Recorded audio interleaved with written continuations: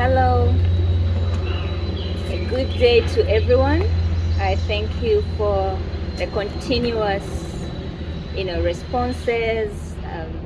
Thank you, our subscribers. Thank you for the feedback. I hope we are keeping well. Changing times. Let's do this. Last time we talked about the emotion of anger towards a superior being, and I gave a bit of my own account towards that emotion, or about the emotion. But I think that, and I want to emphasize that, like I said previously, loss is a personal experience and it's a personal journey, and you do not need anyone to tell you how to do it. We just need support on how well you can go through it. But your experience is yours, my experience is mine, and I like to have my space a lot of times when I'm going through my depth of it. So these emotions that we discuss are experienced personally, and we need to go through them if we are to get to the other side of better. You have to go through the journey if you have to be better. We talked about anger towards the person that has passed. We will come back to that. I just wanted to go through the bits of the three so that we have combined conversation. So we also talked about the situation, the surrounding, the people, the events, everything can cause or arouse anger towards one's feelings. And it's not abnormal. It is just that we see things differently, and we need to be accorded the space to experience this difference. I spoke about my experience when it came to the superior being. I was more in a space of wonder than angry, and I questioned a lot of things, and especially the ones that I believed over time.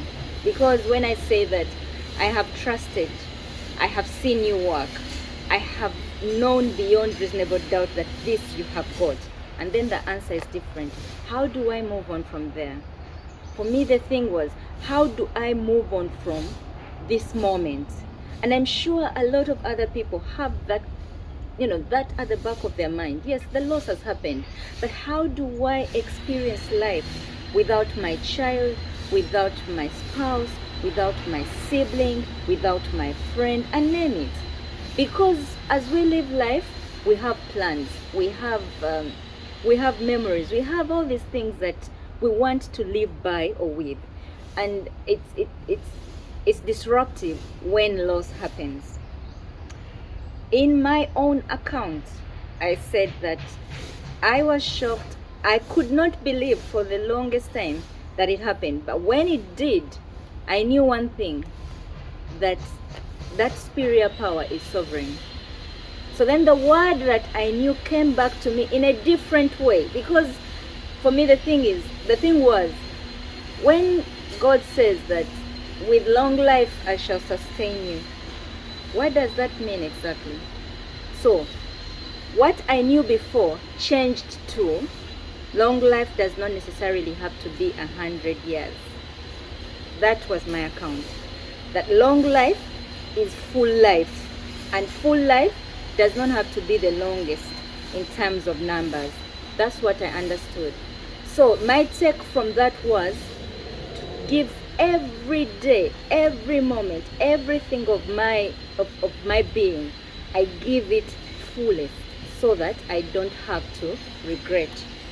And I live full, so that when the long life comes to a termination at a certain time, I am going full, and that was okay. That's what I took from that. But it's disturbing, and it causes different emotion, and it is all right. The bad thing about that can be that when we take longer, we get more confused, we have no direction, and then grief becomes such a problem to us. I still encourage us to flow through it. Flow through your anger, flow through your you know, flow through every emotion, flow through the uncertainties, the things that you don't understand.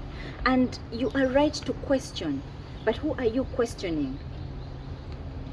It's important to know where you're directing your questions, because if we acknowledge the superiority of the being, then we know exactly where to direct our questions, our dissatisfactions. Otherwise, we will go to the wrong places and get more mixed up, and then we become other things. My take also was that if I have believed and I doubt, then my belief is questioned. It's a hard place also to be. But over time, the more I was in the silent place, which I go to sometimes also, the more I am silent, the more I don't speak, don't try to think, and just be in my present moment, what happens is that I experience real life. I experience relief, because the past is gone. The past is very clear to me, but I can't do anything about it. And I have no control over the future, but I have control over now, and now is my opportunity. So I can choose to be confused, I can choose to be, productive, I can choose to be sad and all those things, but I know that now is what I have, and I have to maximize now. Anger is a real emotion, and it can make us a lot different persons if we do not focus on moving along with it. Don't ignore it, move along, sail through it. Otherwise, you don't get to where you're going if you bottle it up, if you don't, attend to it, and if you don't release it. The emotion that you don't release, you will transmit. If you do not transform it into something productive, you transmit it into something that is very counterproductive and it's disruptive. And when it's not good for you, it's not good for everybody. The superior being is according to your perception. But that superior being, because the superior being is superior, you need to understand how you relate with the superior being. Understand how you relate with your God. Understand how you have related with him before. His word is sovereign. His will is sure. But how do you believe it? Do we believe as humans, knowing that we have our own will and we want to make things happen? Or do we believe that while we want certain things, the will is different? That's your own question. For me, mine is, I continue to move, I continue to sail. And we have to move with the times. Choose to live through the grief. Choose to live through the loss, and let life be. Some days will be good, some days will be hard, some days will be great. But how you choose to live in those days is up to you. I suggest that we talk to someone, seek help. Because if you sit with your, whatever you feel, you may be right, you may be wrong, but you don't get anywhere by just sitting and keeping quiet. Seek services. These services are available. We give these services. I don't just do grief, I don't just do loss. I'm a psychologist, so I do a lot more other things. Seek the help that you need and get better and be a better person. As the person experiencing the loss, seek support. Some days are good, some days are bad. And the world out there, when you're giving support to these persons, be mindful of the fact that grief and loss is personal. So this personal journey must be respected. Your opinions are good, but let's have grace. Let's have, patience when we're dealing with people who are experiencing their own losses. I thank you so much for subscribing. I thank you so much for reaching out. I thank you for the comments and the compliments. And I look forward to supporting you when you reach out. And I also thank the people that support me. I thank the people that have walked this journey and still walking this journey with me. I'm very grateful. And I'm thinking and I'm hoping that you'll be blessed.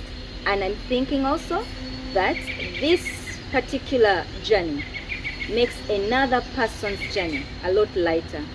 My own journey, my own experiences and shares, I hope they make another person's journey lighter and bearable. Until next time, changing times, let's aspire to thrive. Thank you.